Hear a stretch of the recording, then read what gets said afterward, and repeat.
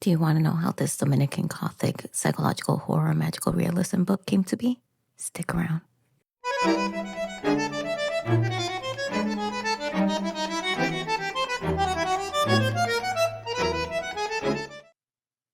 All right, so these comments were like non-stop. I'm like, like what happened? And they were commenting on like my education. They were commenting on the fact that I'm part of the diaspora, so I'm not there. So why am I even speaking? They call me a pick me. It was like you just a pick me. It was like a lot of personal attacks, right? And now a lot of it I laughed at because it's funny to me, especially when people don't know me, that they grapple at all these facts to try to get under my skin or try to like own me, right? Or put one over on me. And I'm like, so like me knowing myself and other people that would have read those comments that know me, they would have like laughed too because it's so far from the truth. And all I said was that we don't embrace our African and Taino roots with the same fervor that we embrace the Spanish side. That is all that I said.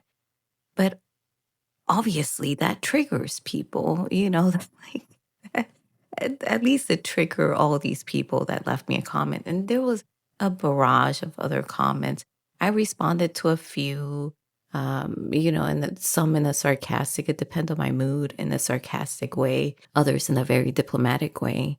And of course, everything like just with these facts and these things that I bring to the table to kind of explain how I came to have that observation. And once again, it's like the one thing that upsetted me a lot is like how people are so quick to bring down your lived experience just so that way their reality can feel good once again in their mind. And all I put in that comment was something that I experienced based on me living in that area and how the interactions went with me and Spanish people, and that's all that I said. I was like, I heard, not going to say that word because now I know that that's a racial slur. So I heard that over there, little savage. And these little idioms and phrases back then, I didn't know what some of those words meant. But in the present, when I made that comment and I already understood what those words meant, and that's when like I came to this full realization that what had happened was that these people were not treating me very well. I mean, and they were smiling and everything, and a lot of the times they would say with a whole smile in their face, but I mean, it doesn't matter whether they say with their smile on their face or if they say when they look grouchy. I mean, it's still wrong. And the treatment is still wrong. And that's what was happening. That's what I experienced. And then I had this person like say like, well, why didn't you say something, And Dominican women are stronger than that. And I'm like, and I'm not sure if I put that in there, if I replied. I think I may have replied. And and I was like, that's like asking a person that has been trespassed, what were you wearing? Why were you wearing that? Like for real? Like somebody like comes at me and like says a racial slur and then the problem is me. It's not them for saying that. And that's when like I started really understanding that they were trying to make themselves better for thinking the way that they think, and that I was somehow breaking that mirage for them, and they didn't care too much for that. So they needed to attack me in order to make their beliefs in their head feel better. And when I saw it that way, it was two feelings that I had. I first felt really bad for them and I felt saddened. And then I just started blocking people and I just wasn't responding because I was like, that's very sad to live like that. Um, and I would just imagine, I put myself in their shoes. I was like, yeah, that will feel like really crappy, right? To see somebody like me go in there and kind of like destroy everything. Like, I just told you Santa Claus don't exist. And they're like, I would be mad too. But then after that, I was like, I was angry because then I was like, okay, but what are they doing to come out of that mentality? I know that I had to do some inner work to to understand our entire inheritance, understand the violence that is also inherited in that transaction, right? Of enslaved people that were kidnapped basically. And we come from that, of Taino people that was their homeland and they got trespassed and then almost destroyed. That is our inheritance too. It's not just the conquistadores. And I had to come to that realization as well that I am mezclada, I am mixed with all of that. So for me, I see it that I don't get to pick and choose. I am all of it.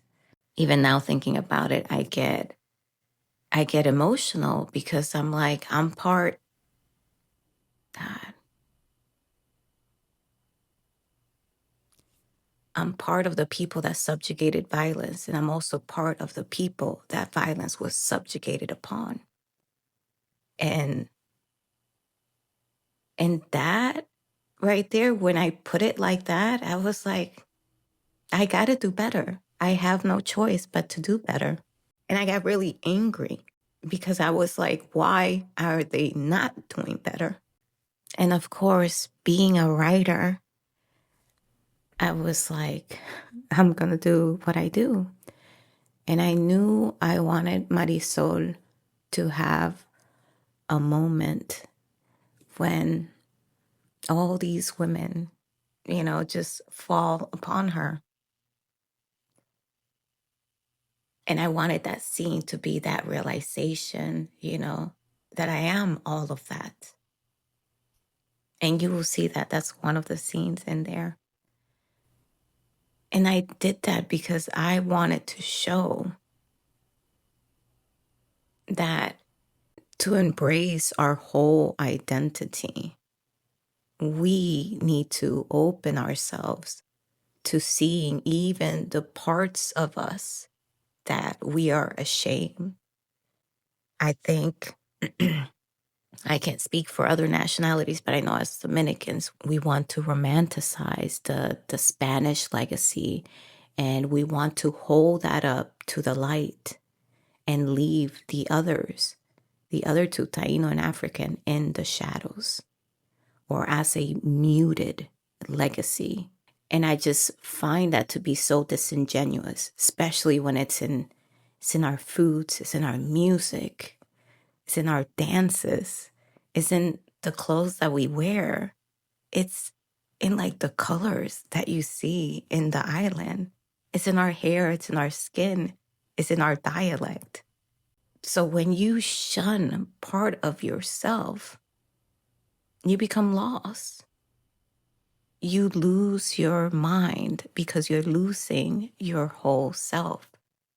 And that's what I wanted to show through psychological horror, Dominican Gothic, and magical realism was this girl that had come to this point where she was about to lose her mind.